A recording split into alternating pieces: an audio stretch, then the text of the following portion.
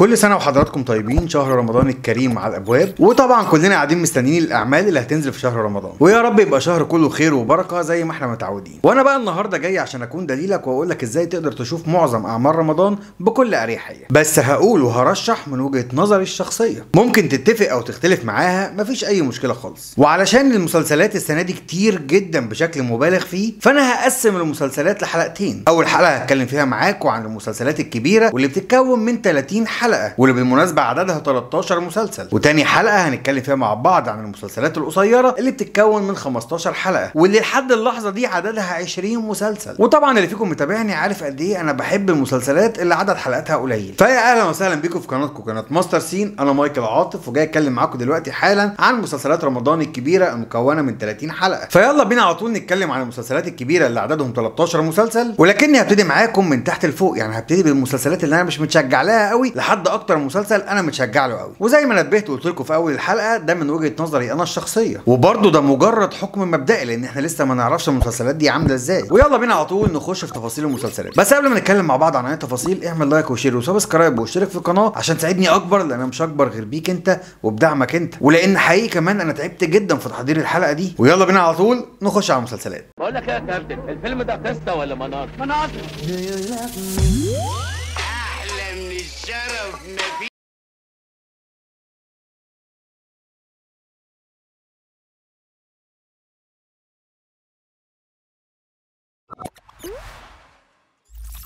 في المركز الاخير معايا مسلسل ابناء الحاج متولي، وانا حقيقي مش متحمس خالص للمسلسل ده. المسلسل من بطوله نرمين الفقي وادوارد، ده غير كمان ان معاهم نخبه من النجوم السعوديين. اما التاليف لحسين مصطفى محرم، والاخراج لمحمد عبد الخالق. وللاسف الشديد مفيش اي برومو او اي اعلان نزل للمسلسل، لكن بصراحه الفكره نفسها مضايقاني ومش مشجعاني. وبالنسبه لي كانت حاجه غريبه جدا ان احنا نستخدم نفس الاسم بتاع الحاج متولي رغم وفاه النجم الكبير نور الشريف، ورغم كمان ان المؤلف قال المسلسل ده مختلف تماما عن مسلسل عائله الحاج متولي. طب انت ليه بتعمل كده؟ انا مش فاهم. بس اللي انا فاهمه وعارفه ان انت بالطريقه دي قتلت فرص كتير قوي للمسلسل كان ممكن تبقى موجوده، لان انا واحد من الناس فقدت شغف المسلسل من قبل حتى ما اشوف اعلانه. مجرد فكره ان حد غير نور الشريف يبقى هو اللي بيقود المسلسل دي هتعود عليك بالسلب مش بالايجاب، حتى لو انت كنت مستخدم الاسم عشان تعمل بيه دعايه لنفسك. انت كده فاهم الموضوع غلط خالص. وفي المركز اللي قبل الاخير او في المركز ال 12، رغم ان الكرو شكله حلو جدا وفي نجوم كتير انا بحبهم زي مثلا خالد الصاوي ورشدي الشامي وفراس سعيد وسلوى خطاب، لكن المسلسل ده هو الاقل اعجابا بالنسبه لي، وكان بينافس الحاج متولي على المركز الاخير. معايا ومعاكم مسلسل صدفه. المسلسل من بطوله ريهام حجاج، وهي هنا بتعمل لون جديد عليها، هي هنا جايه تلعب كوميدي. هتيجي تقول لي طب ايه الالوان القديمه اللي كانت بتلعبها؟ هقول لك سيبني في حاله الله يهديك، هي مش طالبه كوميديا وخفه دم. ريهام حجاج مصممه تاخد دور البطوله رغم عدم وجود نجاحات حقيقيه ليها تذكر، طبعا باستثناء مسلسل لما كنا صغيرين، وده طبعا ليه اسباب، لان وجود نجم كبير بحجم خالد النبوي ووجود واحد بحجم الاستاذ محمود حميده كافلين قوي ان هم ينجحوا اي عمل، لكن غير كده مفيش اي نجاحات تذكر. ودي بصراحه حاجه غريبه جدا بالنسبه لي ومش مفهومه. بس كالعاده مش هنحكم على المسلسل دلوقتي، هنديله فرصه ونبقى نشوفه، ولما نشوفه هنقدر نحكم عليه براحتنا. يا عالم يمكن يطلع عليها في الكوميدي والاعلان هو اللي ظالمها. وعلى فكره السبب الاكبر في الفرصه دي هو وجود الكرو الحلو اللي انا قلت لكم في الاول، ده غير كمان وجود مخرج متميز زي سامح عبد العزيز اللي ليه بعض الاعمال الحلوه زي كباريه والفرح. ومعايا في المركز ال11 مسلسل لانش بوكس، وللاسف الشديد المسلسل لسه ملوش اي اعلان رسمي، لكن اللي عرفته وتاكدت منه انه متاخد عن المسلسل الامريكي جود جيرلز. والمسلسل بيتكلم عن 3 بنات فيهم 2 اخوات وفيهم واحده صاحبتهم، ال3 دول بيضطروا يعملوا عمليه سرقه عشان تبقى الدنيا معاهم حلوه ولطيفه، لكنهم بيقعوا في مشاكل كتير جدا. واللي مخليني حاطط المسلسل ده في اخر القايمه ومش متحمس له قوي هو انه اولا مقتبس عن مسلسل اجنبي، تاني حاجه ان انا ما شفتلوش اعلان فمش قادر احكم على كادر ولا صوره ولا اي حاجه، وقصه ان غادة عادل وجميله عوض يشيلوا مسلسل كوميدي لوحدهم مش مشجعاني قوي برضه بصراحه. والمسلسل زي ما قلنا من بطوله غادة عادل وجميله عوض، وكمان معاهم احمد وفيق وهشام اسماعيل وشاهين المغني بتاع الراب. المسلسل من تاليف عمرو مدحت، اما الاخراج لهشام الرشيدي. وفي المركز العاشر معانا نجم قرر يغير جلده، قرر يعمل حاجه جديده عليه وعلينا. معانا هاني رمزي في مسلسل بدون مقابل. حقيقه انا قلبت الدنيا عشان احاول اشوف اي لقطه للمسلسل ده وهو بيتصور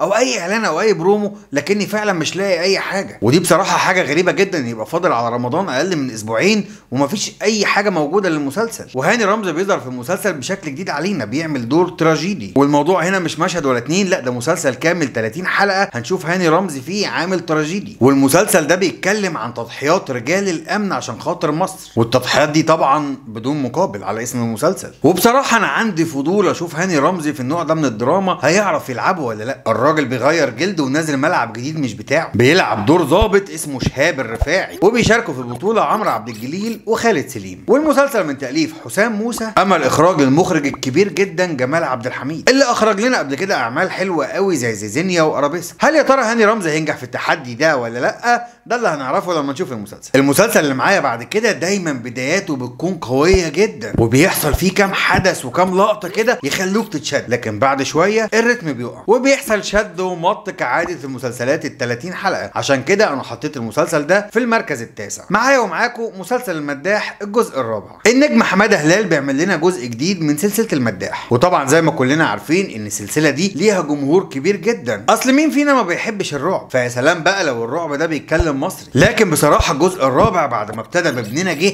وادانا جرعه حلوه جدا من الجرافيكس، والجرعه دي خلتنا نتشد ونتابع المسلسل بكل حماس. المسلسل بيقع في فخ المط وخلاني قاعد زهقان وخلاني عايز اجيب اخر 3 حلقات عشان اعرف ايه اللي حصل في اخر المسلسل. فهل يا ترى الجزء الرابع هيقدر يعدي من الفخ ده ولا برضه هيقع فيه زي الجزء اللي قبل؟ انا عن نفسي متحمس جدا للجزء ده لاني شفت في الاعلان فتحي عبد الوهاب، ده غير النجوم اللي كانت موجوده معانا قبل كده، بس اتمنى ان ما يقعش في فخ السنه اللي فاتت. المسلسل اللي معايا بعد كده انا كنت زعلان جدا من البطل بتاعه، لان اخر فيلم ليه كان سيء جدا وكان ما يليقش بيه ابدا ولا يليق بينا، وبيني وبينكم انا كنت ناوي احطه في اخر الليسته، لكن بصراحه لما شفت الاعلان غيرت رايي فورا. وانا دلوقتي بتكلم معاكم عن مسلسل محارب لحسن الرداد، وانا قدرت من الاعلان او البرومو استنتج بشكل كبير جدا قصه المسلسل. شاب متهور بيلعب بعربيه راح خبط ست كبيره والست دي ماتت. الست دي مين بقى؟ ام محارب اللي هو حسن الرداد. واللي عجبني اكتر اني شفت في الاعلان التركيبه بتاعت الممثلين. والد الشاب المتهور ده تقريبا هو ماجد المصري، اما بقى المحامي بتاع العيله فهو احمد زاهر. فبنشوف كده ان في تركيبه شر معموله حلوه قوي، وفي كيمياء بين ماجد المصري واحمد زاهر، وكل دول واقفين قدام حسن الرداد اللي بيحاول يروح البلد وبيقابل اهله وبيحاول يجيب حقه باي شكل. طبعا هنا بنشوف صراع الطبقات المعتاد، الغني بيقتل لكن الفقير بيحاول يجيب حقه فبيفشل. طبعا هنا بنشوف صراع الطبقات اللي احنا متعودين عليه، الغني بيعمل جريمه، الفقير بيحاول يجيب حقه بالقانون، فبنلاقي ان الغني بيقدر يلف حوالين دايره القانون، فالفقير بيحاول يجيب حقه بطريقه تانية. تركيبه كده احنا متعودين عليها وبنحبها جدا في رمضان، وده اللي يشجعني احط المسلسل ده في المركز الثامن زي ما قلت لكم. ده غير ان المسلسل فيه مجموعه كبيره من النجوم المتميزين غير اللي انا قلت لكم عليهم، زي مثلا نرمين الفقي وسام ابراهيم ومحمود الليثي ومحمد نور. والمسلسل من اخراج شيرين عادل اللي اخرجت لنا قبل كده هوجن ومسلسل النمر. وفي المركز السابع رغم ان الاعلان بتاعه ما كانش قوي وما شدنيش قوي، مع ان الصوره والكادرات كانت حلوه جدا، فانا قلت ان يمكن الاعلان ظلمه او مش مديله حقه. فانت هتيجي تقول لي ليه حطيته في المركز السابع، فانا هقول لك بمنتهى البساطه لاني راهنت على تاريخ الممثل. بطل المسلسل بتاعنا بقاله 10 مواسم رمضانيه كل مره بيعمل مسلسل كويس، وده الموسم ال11 ليه. عشان كده في المركز السابع مسلسل المعلم لمصطفى شعبان، واللي الاعلان بتاعه فكرني شويه بروح فيلم شادر السمك للنجم الكبير جدا احمد زكي. ده غير ان في شويه ممثلين انا بحبهم جدا زي احمد فؤاد سليم وسار الصايغ ومنذر يحيى وكمان احمد بدير ومحمود الليثي. وعموما ادينا هنشوف يا ترى التاريخ هو اللي هينتصر ولا بعد العرض هيكون لينا كلام تاني. مسلسلنا اللي في المركز السادس بطله واخد رهان كبير جدا على نفسه، لان البطل بتاعنا شايل المسلسل على كتافه لوحده المره دي، بس انا واثق فيه جدا وحاسس ان هو هيعمل لنا حاجه حلوه قوي، والاعلان كمان كان بيقول كده. في المركز السادس مسلسل حق عرب للنجم احمد العوضي، وحقيقه انا مستني اشوف العوضي وهو بطل اوحد هيعمل ايه في المسلسل، وهل المسلسل هينجح ويكسر الدنيا من غير ياسمين عبد العزيز، وهل عبايه ياسمين عبد العزيز وجمهورها العريض هو اللي كان السبب في النجاحات اللي فاتت دي كلها. عموما ادينا هنتفرج وهنشوف. وزي ما احنا متعودين العوضي دايما بيقدم لنا الدراما الشعبيه اللي معاها شويه اكشن حلوين. انا عايز اقول لكم ان نجاح فيلم الاسكندراني هيحط ضغط كبير جدا على العوضي، لانه ما ينفعش بعد النجاح الكبير ده يعمل مسلسل والمسلسل ده يقع، اكيد لازم يعمل حاجه قويه، وده اللي مخليني متحمس له قوي. ده غير ان برده معانا في المسلسل نجوم تقال قوي زي مثلا النجم المتميز دايما رياض الخولي اللي انا بحبه جدا وكلكم عارفين الكلام ده. ومعانا كمان في المسلسل وليد فواز اللي هو باين قوي من الاعلان ان هو الفيلن او الشرير بتاع العمل اللي بينافس احمد العوضي. وكمان معانا وفاء عامر وسلوى عثمان وغيرهم كتير. فهل العوضي هيكسب الرهان ولا لا؟ وجهه نظري انا الشخصيه انه هيكسب الرهان. قول لي رايك تحت في الكومنتات. وتعالوا بقى بقى نروح للمركز الخامس اللي قاعد فيه باشا مصر امير كرارة بمسلسله الجديد بيت الرفاعي. لاول مره في تاريخ الدراما بشوف امير كرارة مع النجم احمد رزق، وواضح قوي من الاعلان ان الاتنين هيكونوا اعداء، وحاسس كده والله اعلم ان امير كرارة راجع وبقوه، وشكله كده ناوي يعمل شغل عالي قوي هو واحمد رزق. ومش ده بس اللي محمسني للمسلسل، لا كمان الكاست والكرو اللي شغالين في المسلسل. يعني عندك مثلا ممثل موهوب جدا اسمه تامر نبيل، وخليكم فاكرين الاسم ده كويس لان تامر نبيل موهبه قويه جدا. وعندك كمان في المسلسل سيد رجب واحمد فؤاد سليم ولطفي لبيب، ده غير ان المسلسل من تاليف بيتر ميمي. اما الاخراج لاحمد نادر جلال اللي اخرج لنا قبل كده ابو علي وواحد من الناس والقيصر ورقم مجهول وغيرهم كتير قوي. علشان كده انا متحمس جدا لبيت الرفاعي. اما بقى في المركز الرابع فيكون معانا المسلسل صاحب نسبه اعلى مشاهده كده وده هيرجع لكذا سبب. مسلسل الكبير الجزء الثامن، وطبعا هو اعلى نسبه مشاهده لكذا سبب، اولهم ان احنا كلنا بنحب المسلسل ده، تاني حاجه ان هو جاي في وقت الفطار، هيتعرض الساعه 6 فكلنا هنبقى قاعدين قدام التلفزيون. وبعد السبع مواسم اللي عشناهم مع احمد مكي وبعد ما اتعلقنا بكل شخصيات المسلسل، اذا كان بقى الكبير ولا حزلقوم ولا جوني ولا هدرس ولا مربوحه ولا فزاع ولا احمد مكي واحمد الجندي بيقدموا لنا الجزء الثامن بافكار جديده واحداث جديده، وكده احنا متحمسين وقاعدين مستنيين نشوف ايه اللي هيحصل. وانا عن نفسي اتمنى ان الجزء الثامن يكون بنفس قوه الجزء السادس اللي كان عامل قلبان جامد قوي. يمكن السابع اقل شويه عن المرجو، لكن اتخيل ان هو هيعوض في الثامن، لان المره دي في ناس جديده دخلت على فريق الكتابه، وده اللي مخليني حاسس ان هيبقى في شغل مختلف. كلنا عارفين كده ان احمد الجندي هو المشرف على التاليف او المشرف على الكتابه، لكن في كام عنصر جداد دخلوا على المسلسل وانا اتخيل ان هم هيخلوا شكل الكتابه والكوميديا مختلف، وعموما ادينا هنشوف. اما بقى في المركز الثالث مسلسل امبراطوريه ميم. اكيد كلنا محتاجين مسلسل كوميدي لايت اسري نتجمع حواليه كلنا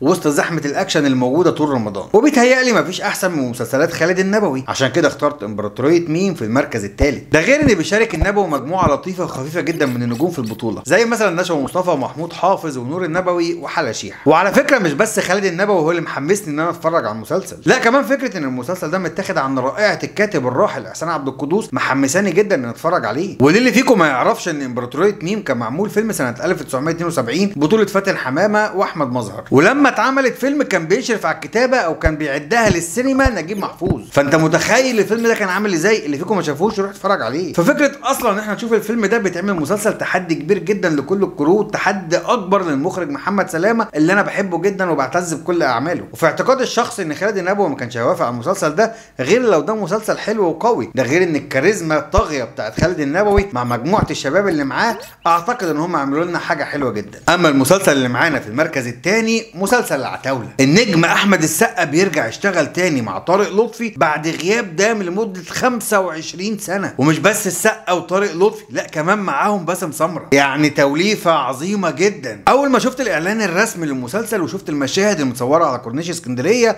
وعند كوبري ستانلي قلبي اتخطف. المشاهد والكادرات حلوه قوي، حاجه تفرح. ده غير ان المسلسل بينتمي للدراما الشعبيه اللي كلنا بنحبها وليها مكانه كبيره قوي وقاعده جماهيريه عريضه، وده اللي خلاني اتوقع انه هيبقى مسلسل جامد وقوي. ده غير ان نجاح مسلسل جوله اخيره هيستقطب ناس كتير قوي تتابع مسلسل العتاوله. واصلا فكره السقا وطارق لطفي وباسم سمره دي لوحدها موضوع بتاكد لك ان في عظمه بتتعمل. المسلسل من تاليف هشام هلال اللي الف قبل كده كازابلانكا وطرف ثالث. اما الاخراج لاحمد خالد موسى اللي اخرج لنا قبل كده ملوك الجدعنه ورمسيس باريس. وحقيقه انا مش عارف اقول لكم قد ايه انا متحمس للمسلسل ده وبتمنى من كل قلبي ان هو يطلع جامد جدا. اما بقى في المركز الاول مسلسل الحشاشين، وتقريبا ده اكتر مسلسل انا وانتم متحمسين له، وده بيرجع لكذا سبب. اولا وجود نجم كبير بحجم كريم عبد العزيز بيضمن بنسبه كبيره قوي ان المسلسل ده مسلسل كويس. ده غير ان اول مره في حياتي هشوف كريم عبد العزيز بيلعب دور الفيلن، دور الشرير. تاني حاجه انا من عشاق المسلسلات التاريخيه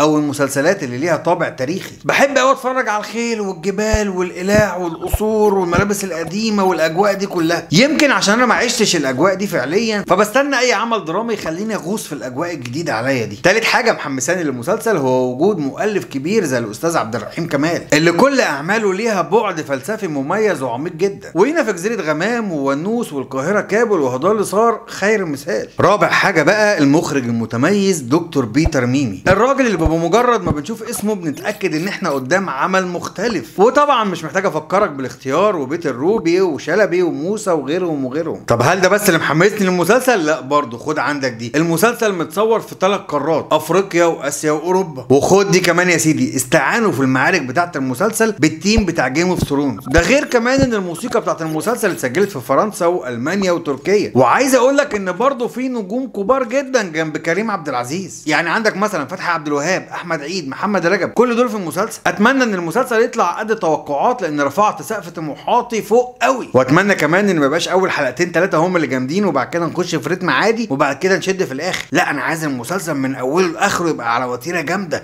وتيره عاليه. عموما ادينا هنشوف وهنحكم. وبكده اكون خلصت معاكم ترتيب المسلسلات من وجهه نظري انا الشخصيه. لو انت ليك راي مختلف في ترتيب المسلسلات سيبهولي تحت في الكومنتات. مستنيك تقول لي متفق معايا في ايه ومختلف في ايه. واهم حاجه دلوقتي اوعى تنسى تشترك في القناه وتفعل زرار الجرس عشان يوصلك كل حاجه جديده احنا بنعملها، وعشان تساعدني اكبر انا مش اكبر غير بيك انت وبدعمك انت.